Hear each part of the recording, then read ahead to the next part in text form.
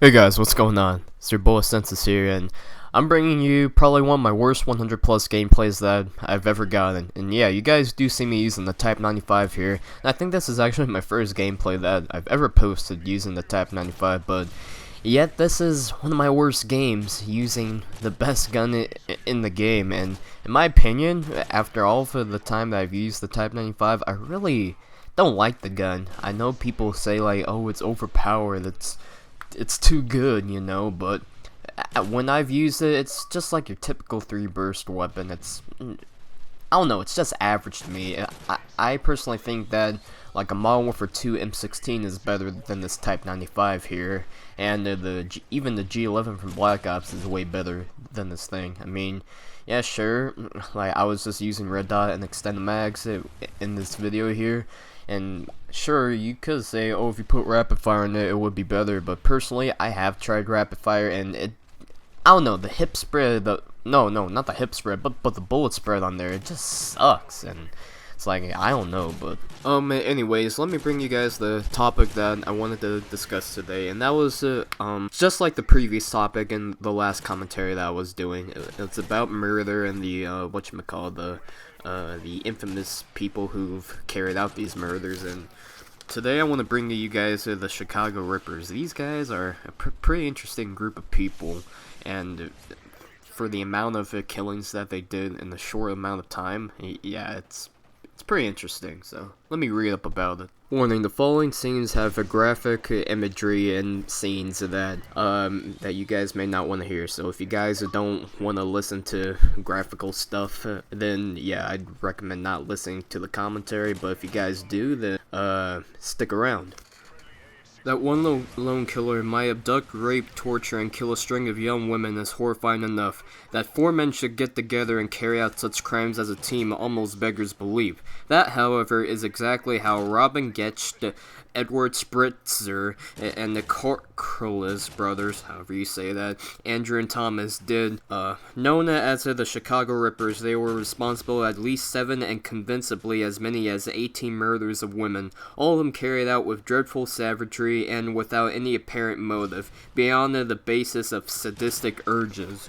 The first murder to be carried out by the gang was of 28-year-old Linda Sutton. On May 23, 1981, she was abducted. 10 days later, her body was found in a field in the Villa Park area of the city, not far from an establishment called Rip Van Winkle Motel. Sutton's body had been mutilated and her left breast amputated. This was evidently the work of a sexual sadist, but as yet, the police had no clues to go on. It was almost a year later before the Rippers struck again. On May 15, 1982, they abducted another young woman, Lauren Broski, as it was about to open the real estate office in which she worked.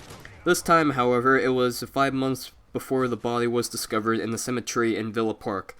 By this time, the Rippers had struck several more times. On May 29th, they abducted Sue Mack, whatever that is, and the Hanover Park, a little way over to the north of Villa Park. Her body was not found for 4 months. 2 weeks after the abduction of Schumacher, as a prostitute known as Angel York was picked up by a man in a van who handcuffed her and slashed her breast before throwing her out, still alive. York's description of the attacker failed to produce any leads, and 2 months passed before the Rippers struck again.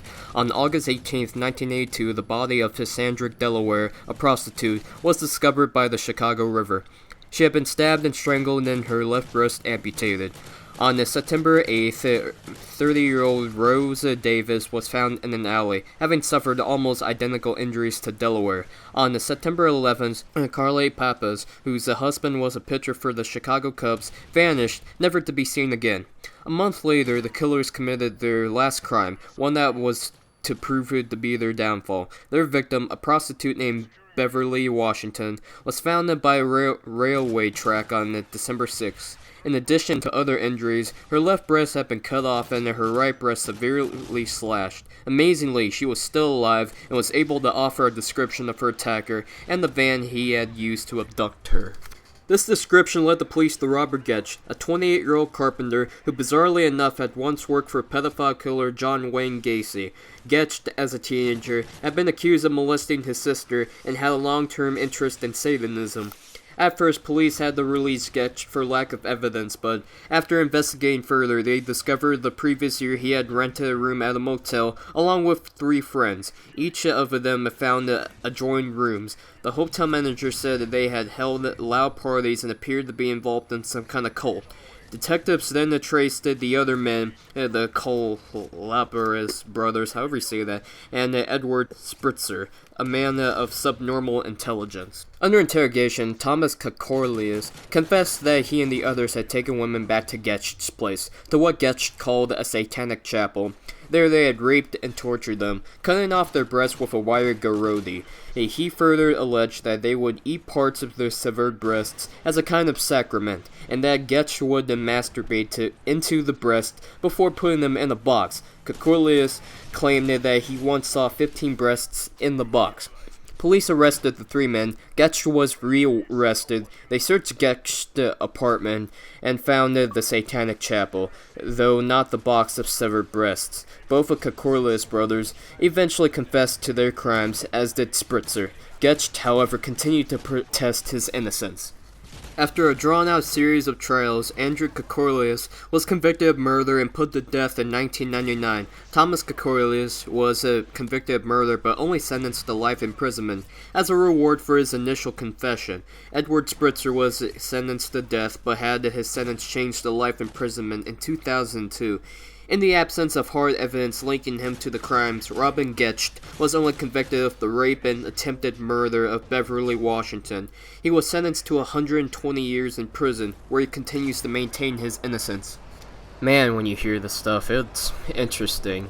And even though it's the things that these people do are wrong, still, it's interesting. And the reason for that is because, why would these people do these kind of things?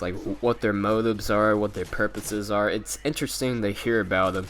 Even though even though it is wrong, still, it is interesting. But, yeah, I hope you guys enjoy those stories. And if you do enjoy those stories, yeah, I'm gonna bring more of them. And, yeah, looks like the end of the gameplay here. Unfortunately, I do lose, but hey, I was only playing by myself in here. Actually, no, I think I was playing with one other person, but hey, me and him, we can't win the whole game by ourselves.